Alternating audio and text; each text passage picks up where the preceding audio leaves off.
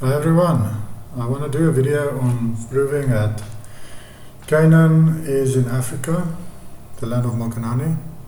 I'm going to show this from the Bible, also from Jubilees and extra literature, old literature that I found some information in.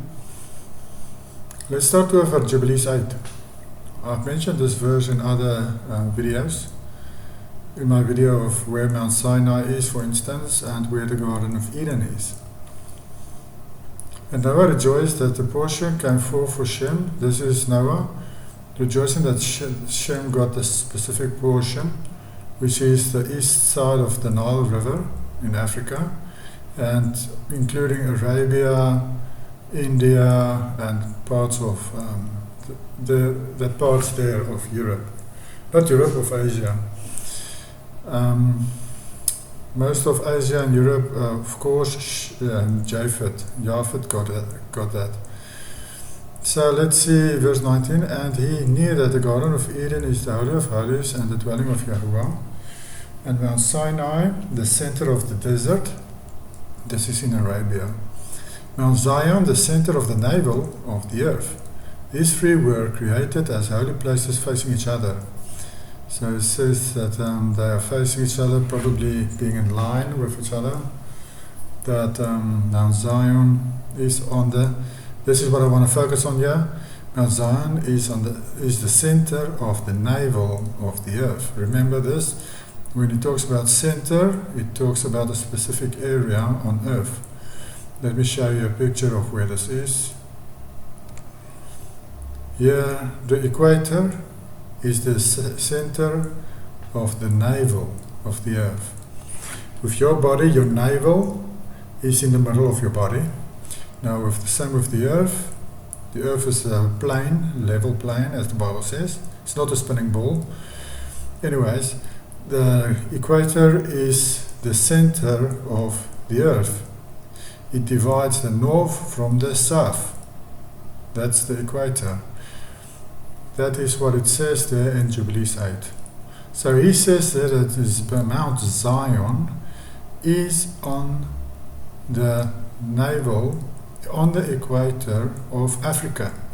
Because remember, Jubilees 8 talks about Shem and Ham sharing Africa. Ham getting the west side of the Nile River, Shem getting the east side. So Mount Zion must be on the east side of the Nile River on the equator, according to that verse.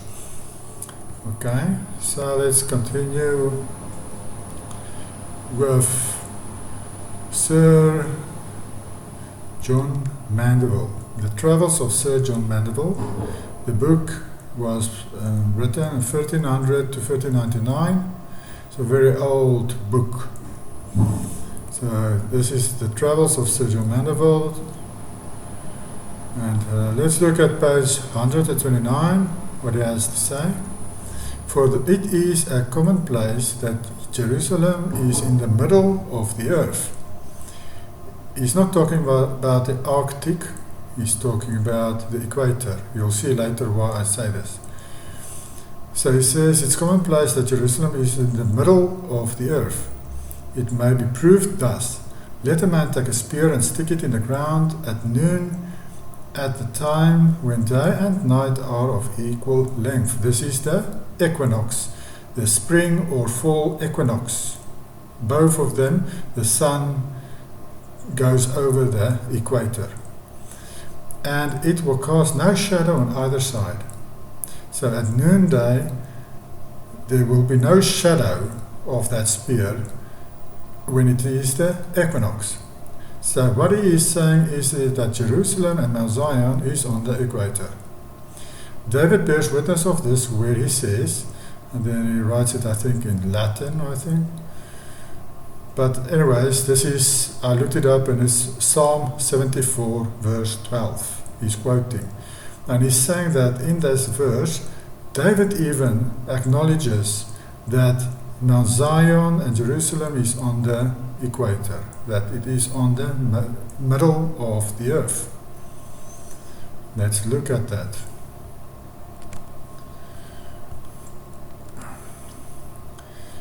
Just for context, Psalm 74, verse 1, Yahweh, why have you cast us off forever? Why does your anger smoke against the sheep of your pasture? He's talking about Israel. And then verse 2, remember your congregation which you have purchased of all the tribe of your inheritance, which is Israel, of course, which you have redeemed, which is Israel. Yahweh redeemed them from Egypt. And he made that covenant with them. This Mount Zion where you have dwelt. So the whole chapter talks about this Mount Zion and things happening by Mount Zion. So let's go to this verse. He mentions Sir John Mandeville, verse 12. For Yahuwah is my king from of old, working salvation in the midst of the earth. Remember the context. He's talking about Israel, their territory. He's talking about Mount Zion and Jerusalem. And then he says, Yahuwah is working salvation in the midst of the earth, referring to Mount Zion. So it's not the midst of the earth. It is, everybody knows Mount Zion and Jerusalem is on the earth, so this makes no sense. But let's look at this word midst.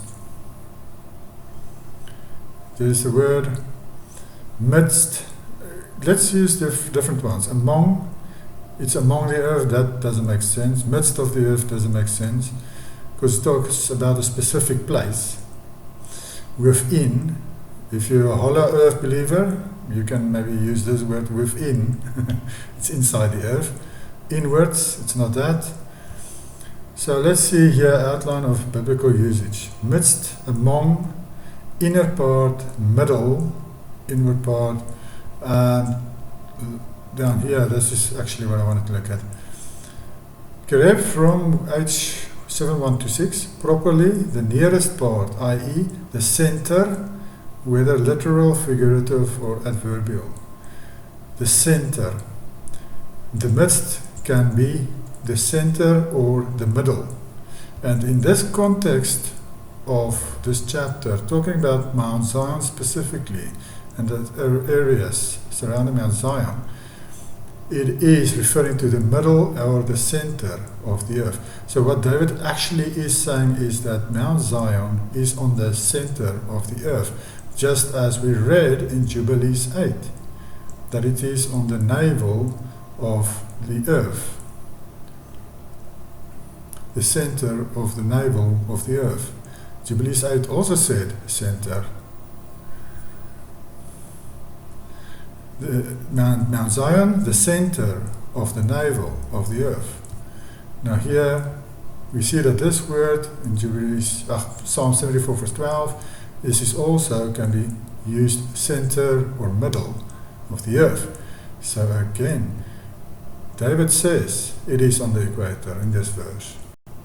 In context, that is the only thing he can refer to, the positioning of Mount Zion, where it's positioned on earth. It's in the middle of the earth, in the center of the earth. It's amazing. It's a good verse to find, because I knew about Jubilees 8, Sir John Mandeville, what he had to say about Jerusalem, and the information on this is very sparse. It's very rare to find information on this. They hide these truths, and they did a good job in hiding it. But there, here and there are still verses. When you look at the words in the Hebrew, in the original texts, then you can figure it out. And I'm grateful for finding this one. But let's look at why I think also it is important. It is important to find, let's see where we are, to know this. Why would it be important that Mount Zion and Israel territory is on the equator? Let's read this website. It's Chabad.org, what it has to say about the festivals and how they determine the new year. While the Sanhedrin presided in Jerusalem, there was no set calendar. They would evaluate every year to determine whether it should be declared a leap year. Several factors were considered in the course of their deliberations. The primary factor which overrode all others. You see there? It overrode anything else. The primary factor was the spring equinox. Or because they think it's now north, but it's actually on the equator. But so you could say the March equinox, because you get a September and a March equinox. So they said if they spot the March equinox, that's the main thing they look for to determine when the new year starts. Not the moon. The moon may be the second thing they look at. The main thing they look at is the March equinox. This is also, of course, what I'm using, because I'm using the Zadok, or that Zadokite calendar, when I determine the festivals. Go look it up if you want. You determine it by using the sun only. And when you spot the March equinox, you must have 4 days to the next Wednesday. If you have, then that Wednesday is the new year. If you can't count 4 days from seeing the March equinox, from spotting it, to the Wednesday, if you don't have 4 days, you have to go to the next week Wednesday. That's how it works. But anyways, then from there you can just count to the festivals, and then the months are 30, 30, 31, 30, 30, 31, and so on. And the same with the fall equinox, you can again spot it, and then, yes, you don't have to use this for the whole year, this calendar, just for the festivals. And but like we see here, the Sanhedrin also considered it as the primary factor to spot the March equinox. This is the very reason, I believe, why Yahuwah placed Israel here on the equator. He wants them to keep his commandments. He wants to make his commandments as easy as possible. He doesn't want them to have any excuses for not keeping it. How would he accomplish that? By placing them on the equator. Then any guy can know when the new year starts. They just put a stick in the ground, and when they spot that there is at the noonday that there is no shadow, they know it is the spring equinox or the fall equinox. Then they know it's time for the new year. The spring starts and they spot the March equinox. Wow, it is time for the festival of Passover and leavened bread and so forth. Everybody can see it. You don't have to be clever to spot that. Even the farmers, they can see it. Okay, it's time for that. Nobody has to tell them. That's amazing. You will make sure they have no excuses not to keep his festivals on the correct dates. That's why he placed them here on the equator, to make it as easy as possible for them to keep his festivals.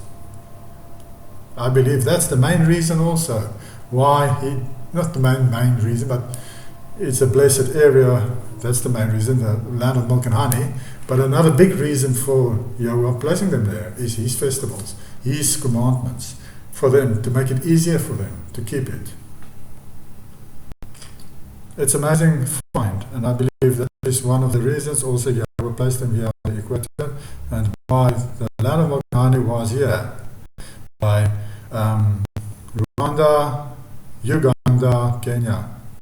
East Kenya, Uganda is the main areas where Israel was in the beginning. They spread out further south eventually. Remember, this Congo was actually a huge sea, so they couldn't go in that direction. There was a huge sea, so they went down and around the sea here, and I believe even up to northern Namibia, which is here, down here. Eventually maybe they got even down to here, northern Namibia, on the 20 degrees south line. From there up to the equator. But originally, here, or they got the areas around the equator. Some of them got it on the other side of the Jordan, which is I think it's in the West Kenya, 2.5 tribes. They didn't want to cross or get land with the rest on the other side of the Jordan. So they stayed on the east side of the Jordan. They helped them fight first, Jericho, and then they returned to the east side of the Jordan. So that's what I wanted to talk about. Amazing find, amazing truths. And yes, you can't spot the equinoxes by putting a stick in the ground when you're up here by Palestine. This is another proof that this Palestine area is the fake Israel, the true Israel territory is by the equator. Amazing. Praise Yahuwah. Okay, enjoy your evening. Bye.